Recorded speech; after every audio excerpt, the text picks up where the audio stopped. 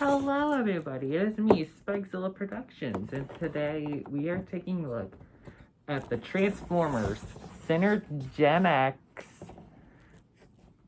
Megatron type Godzilla from the Takara Tomy Transformers crossover line, which is, like I said, is called Synergenex.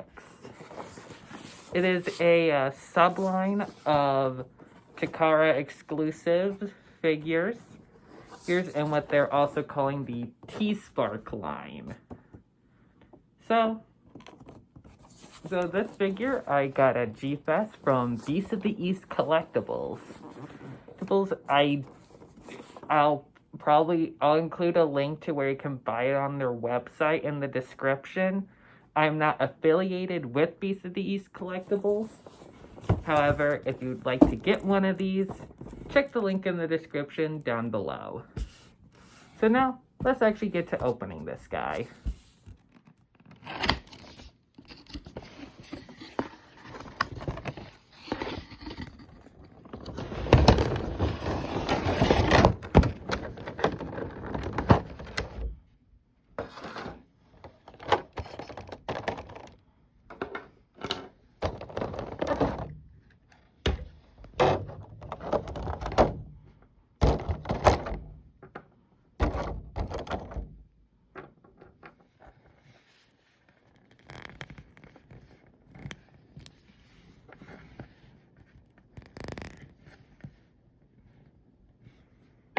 And here we have Megatron out of the box. And as you can see, he is essentially just a black repaint of the Stadia Series 86 Grimlock. The one I have right here is the G2 Universe repaint from Age of the Primes. If you guys want to see a review on this figure, let me know in the comments section down below. And now let's get back to Megatron here. So, Megatron here is well, he is as tall as the Studio Series 86 Grimlock, and he has most of the same he has all the same articulation bits, so let's go over that. He's got a ball jointed head. However, the platform his head is on is a little loose on my copy, but his head is on a ball joint. Of course, everyone knows what a ball joint can be. You can fold the wings back, but then again, that's more or less to help you get them out of the way for posability and also for transformation joint. However, his shoulders are on ratchet joints, and he can move at the shoulder, and he can rotate and also go out, I should say. It also has a bicep swivel and a really interesting elbow joint. This is also on the Grimlock version.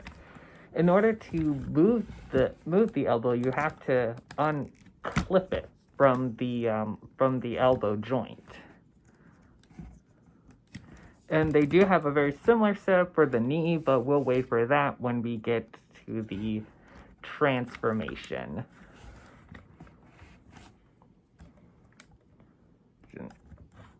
His wrists are on swivels as well.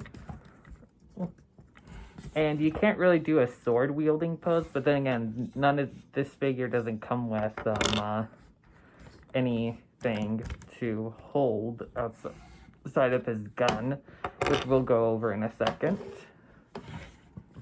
He has a waist swivel, and his hips can go forward about that far and back about that far, and he has a pretty good spread, I would say, especially if you're trying to get him into some dynamic poses. Once again, very similar to the way I have my Grimlock posed.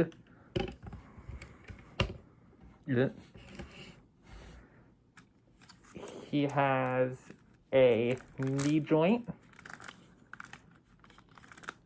which is on a ratchet joint. And he doesn't have any up and down at the foot, but what he does have is a really good pivot. Like, that's actually a really good pivot, and that's on both sides too. So for accessories, he comes with a silver version of Grimlock Stunner. Now this is in the same blackish gray, very dark gray plastic that Megatron is casting, because this isn't actually black. This is a very dark gray color. But it's cast in the same extremely dark gray. Almost a charcoal gray like Godzilla himself. And what you can do is that you can plug it into his hand. And yeah. However, what I like to do to make him different from Grimlock, whenever I do have him in robot mode, is actually mount the stunner to his shoulder, so that way it kind of looks like the fusion cannon a bit. And that's all for robot mode specific accessories. He does come with a blast effect, but we'll go over that in his beast mode, which we'll get to in this transformation segment.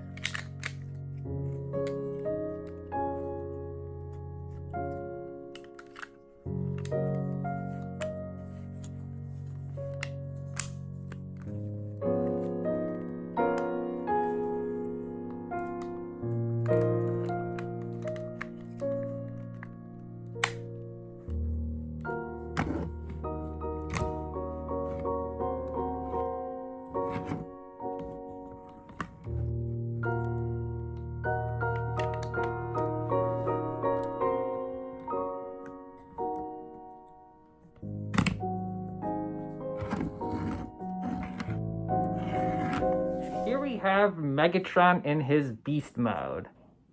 And yeah, this is just a black version of Grimlock. I'll even prove it.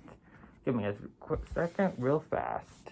As you can see, they are the same toy. The only thing that's different is the paint job and the plastic colors compared to this guy, which is alright. So I forgot to point this out, in the robot mode, he has a Godzilla Transformers stamp on his chest / Dino mode crotch piece, which is there to cover the Autobot symbol that's molded on. As you can see with the G2 Grimlock, he has a molded Autobot insignia. But since this is supposed to be Megatron, they have it covered up. So yeah, but anyways, for articulation in this mode, Megatron can look up about that far and down about that far. His jaw can open up, and he even has red on the inside of his mouth, which is really cool, and his teeth are also gold, which is actually a pretty interesting touch.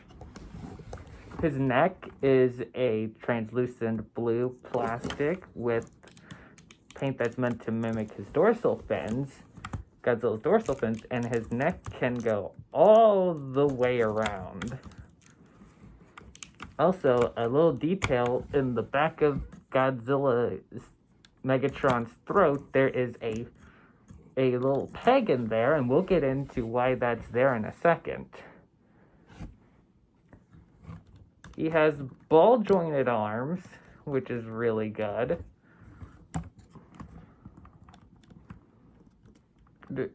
So that we could get him into some cool poses. His elbows are on hinges, and that's kind of it for the arms. The Dynamode's arms do lack articulation. I will say, however, I don't really mind it, especially because I plan on getting that DNA design upgrade kit. I'll throw up pictures right here at once we're done with the articulation segment. The hips are on ratchet joints because they are the robot mode shoulders. If you're familiar with how Grimlock transforms, this is the exact same transformation. I mean, you guys didn't skip the transformation, right? Just making sure. The below the hip, the thigh can rotate can swivel as well. And this is when things get interesting, because as you know, like this is the robot mode's elbow articulation. So you're probably wondering, how does the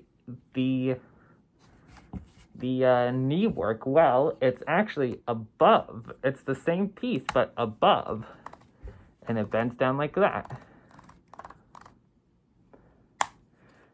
And the last bit of articulation are the dino claws.